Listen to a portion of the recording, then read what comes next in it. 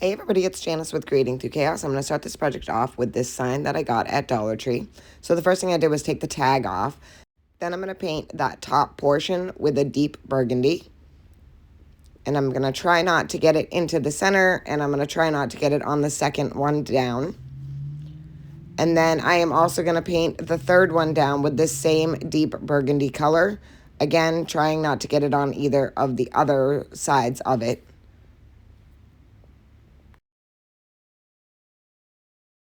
Once I have both of those painted in the deep burgundy, I'm going to paint the other two parts of it with the color almondine. Again, trying not to get any on that red or in between the two spots.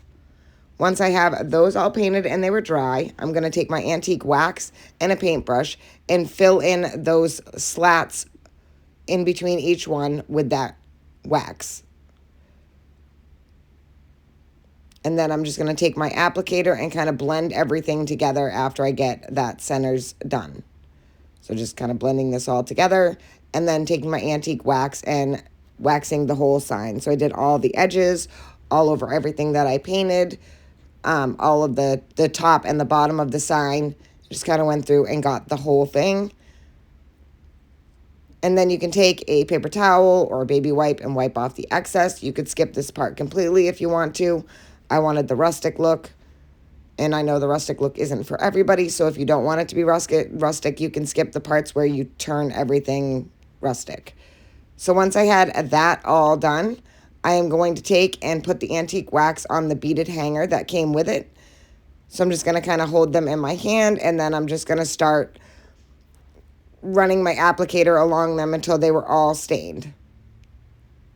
So just kind of going around, spinning them in my hand until I got them all covered with the wax. Once I have that all finished, I'm going to take this star that I got at Hobby Lobby, and I'm going to cut off the hanger. And then I am going to use my antique wax to wax the star to give that the same look as the sign. And then I'm going to go around and do the same thing on the corrugated metal around it. I took a paintbrush and kind of got in around the edges of the star. And then I'm going to use my applicator to blot the antique wax all the way around all of the metal. So I'm just using the paintbrush to get the edges of the star and where the edges of the star meet the corrugated metal. And then for the rest of it, I'm just going to use my applicator. I'm going to do this for the whole star. Once I have the whole thing stained, I am going to take the star and I'm going to glue it right to the center of the sign. And I'm just going to make sure that I get that glue on most of the raised panels on the back of the star. Make sure that I lay it centered on my sign and then just kind of press it down. Then I'm going to take these stencils that I have. I had these in my shop. I still have a couple of left, but they're just paper stencils. And they're all patriotic, and they have all these beautiful designs. I'm going to take this one that says established 1776. I'm going to cut that out, and they're all perforated, so you can cut them down to size. So I'm just going to cut either side of that and then tear off the other half of it. And I'm going to put that right in the center of my star, and then I'm going to tape it down into place, making sure that I get it centered, and then tape it down. And then I'm just going to use my sponge pouncer to pounce this stencil on using the almondine color that I used for the white stripes on the flag.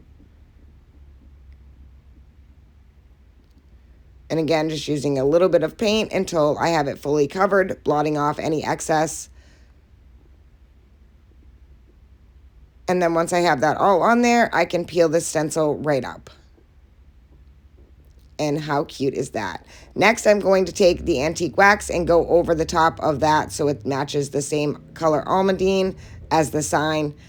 And that is it for that. Next, I'm going to take 4 half wood beads. I'm going to stick them to a piece of tape. And then I'm going to paint those the dark midnight blue. And then I'll, of course, add some antique wax to those when they finish drying.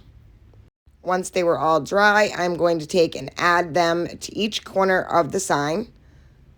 and then hot glue them into place. And the half wood beads are the final part of this project. I think this turned out so super cute. I love the simplicity of it, and I love the rustic look of it. I hope you enjoyed this project. Thank you for watching. I hope it inspires you to make one, and as always, don't forget to spread the chaos.